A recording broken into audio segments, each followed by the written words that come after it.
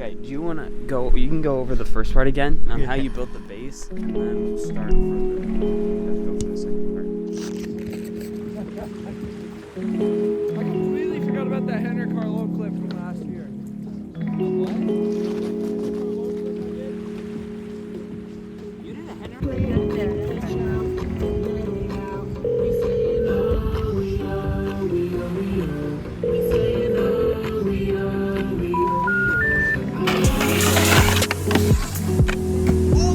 Hey, sorry to interrupt the video, but if you guys want to make some boys happy, go down and click that big red subscribe button, and don't forget to hit the like button. We're trying to hit 100 subscribers before the end of this season, 2022 season, and if we could do that, it would just make everybody so happy. So yeah, it's completely free, takes 2 seconds. Enjoy the video. Okay, so in this video, we are going to go over our Msnow setup. As you can see, this beautiful monstrosity. We're gonna go over how we built it, the way we built it, changes we would make, and just kind of the failures that we had along the way. And bear in mind that we built this a couple of years ago originally, the frame, and so as you can see, there's just some mistakes, and it was just us boys, young boys, so that's why. All right, so I guess the first thing we should get into is the original frame back here. So what all this is built on is a pallet at the bottom, a pallet at the, or no pallet at the top. We tried that, but it was too rickety. These are just 2x4s we cut and kind of latticed across like a pallet, but they're solid 2x4s and they can hold a lot of weight. And then we put 4 corners, like corner posts up. So this could technically freestand with a pallet at the top, these boards at the bottom, and just the 4 main poles. And that is kind of our basic structure. There's not too much I would change, although these could definitely be sturdier. Like if we had a 4x4, it would have been much better. But money-wise, 2x4s work great. And as you can see, we have a lot of supports going on. The other thing I would recommend is keeping a lot of weight down here at the bottom. It'll help steady everything out and keep that frame solid. If you would set these posts into concrete, it would make it even better. But then the chance that your wood rots, if your wood rots, it's very hard to replace, whereas this, you just take some screws out and just replace the board. So it's much simpler that way. And then the next thing we'll go into is kind of the beginning of the drop-in and how that frame was built. So as you can see, I'm gonna step up here, you can see that this is our first pallet that we used, and it ends right about here. And so building this, all we had at the time was the main 4 2x4s and the pallet at the top, bottom, and the boards at the top. So if you can imagine that. And then also we wanted to put this on there. And at the time I was doing it alone. I'll insert a picture of what it looked like back then. And to get this up here was kind of a struggle. So what we did was put 1 screw in here and 1 screw in the other side to act as a hinge, and then put a board in here and a board running down like this. So in order to get all this done, we had to cut these first. And as you can see, this one's a little uneven, but this one's kind of impressive for handsaw, in my opinion. So the first thing we did was get these 2 supports in on each side. As you can see, there's 2 over there as well. And then we used that hinge function. So we just lifted it up and got this right about even and just popped some screws in. And then we doubled up there. As you can see, there's 2. And that held it steady, and then we did the other side, which gave it a really, really solid, like you can see up top, there is no give at all, and it is very solid. You can actually jump from the top onto here. You can like slide out tail butter and just swam on this, and there's no unsteady feeling, at least on my end, like there's no cracks or anything. So I'd say that's a win. And then kind of the next part we did was this. So we started out with this board running along the side here, and we did the hinge thing again. You can see right here, like that was clearly the hinge point, was right here. And then that, because this part was held up by these, it was very steady and it could hang. The only problem was we had to keep weight back there from it falling, you know, just kind of basic stuff. Basic physics once you get into it. Excuse me. But we built that, and then what ended up happening, if you could bring the camera over here and look down like here, is we ended up having to do like a sandwich construction. So because these were flush, if we wanted this to be here and super steady, it wouldn't have really worked if we put it on here, because then all that tension would have been pulling this down, which would have ended up putting a bunch of tension on this part here, instead of bracing the tension across this board, and the board in the back, which is also connected to everything else. So the stress is much easier and it makes it much more durable. So what we did was we put the 2x4, we screwed like a separate chunk of 2x4, as you can see right here, onto the pallet, and put this board just all the way across. So that way we can have this board up against everything. And then we braced that with this leg going down into the ground, and we did the same thing on the other side, if you look. And so that was the second piece. And then the third piece that we did was this 2x4 right here. So you can see one 2x4, this is the second one, and then this is the third one. Something I do want to get into, to make this better, to have less of a drop in with the same amount of speed and a smoother feeling, it would be really smart to take a 2x4 or something and kind of smooth this angle out, because you do feel it. Coming down it's just flat, and then all of a sudden you hit this bump and you kink out, and then you kink out again. So it doesn't look too bad from the front or top, but once you look at it on the side, you can definitely see where that would come into play. And how we built this side of the frame was we took the sandwich construction and actually nestled this piece inside of this leg. And then we actually did kind of a ingenious thing. We took this board back here, similar to this board, we wanted it to be hooked up to multiple different areas to keep the stress off one point and put it on all of them, just to make it better. And so what we did was we screwed it into this piece and then went through and went on the inside. So this is on the inside layer of the sandwich now. And then on top of this board goes all the way through. And then we just have a leg into the ground, and then a leg that comes up along with a brace for the top of this pallet.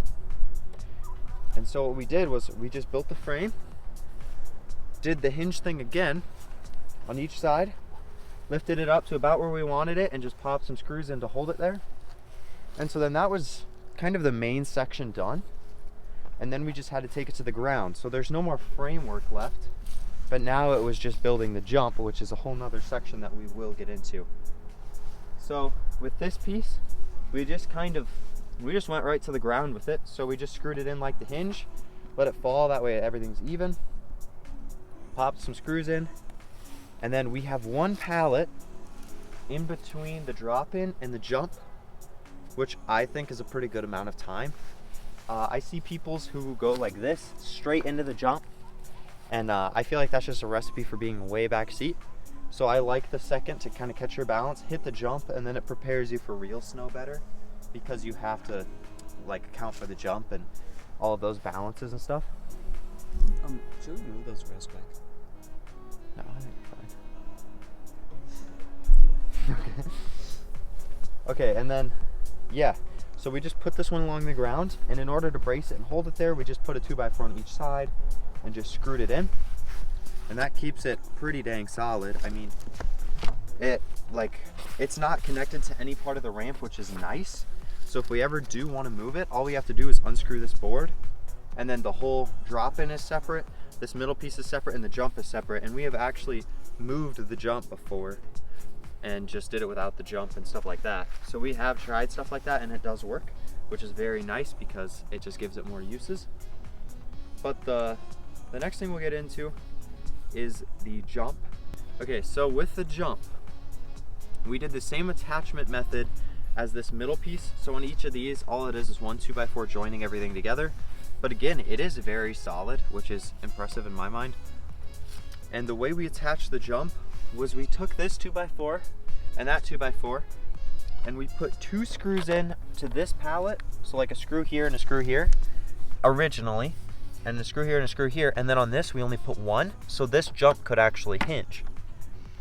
And so then what we did was we took this pallet and we cut legs the length that we wanted the jump angle to be. So you can see that these legs are cut.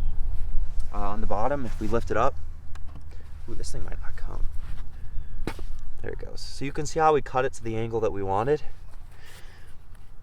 because that way it can keep this whole jump sturdy and braced without kind of locking it into one position. So we could, in fact, cut the leg shorter if we want, or replace the board with a longer one for a steeper jump angle. But this jump angle works really well. You get quite a bit of speed through the rail, and you get a good angle. And then the next thing we're going to talk about is these legs here.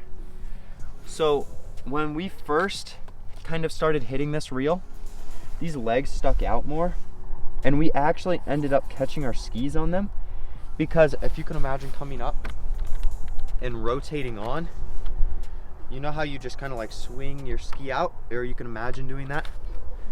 That back part of the ski would catch this and stop your rotation, and then you're flying without your rotation onto a rail. It's just not good. You're off balance. So we actually ended up cutting these down, and you can still see there's some wear where like somebody caught right here, and it looks like the same on the other side as well. Yeah, so we still do catch it sometimes, but it's not near as bad. It's mainly human error instead of the ramp's fault. And then that's kind of sums up the main structure elements. Some things I would do differently is make sure that the drop-in is level, because there's a lot of parts where it's not level, it's tilted to the side, one corner is lower than the other, and that hinge method definitely played a part in that, especially when like the first couple pallets I did were alone without anybody's help, and so there's not really a good way to make sure they're level. So yeah. Alright, so we're gonna walk you through why this looks like Gru's spaceship. Yeah, so the reasoning behind it is these boards, as you can see, there's a nail in here. Useless. Basically why these boards and rocks are here is because if we take this guy out, you can just pop this board right out. And if you take this board out,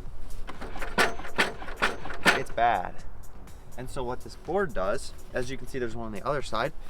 So what the point of the board is you take the board and you put it in there, and then you jam it in, and you can see we kind of built up a little groove. So you get a bunch of weight on there, and then we throw the rock on.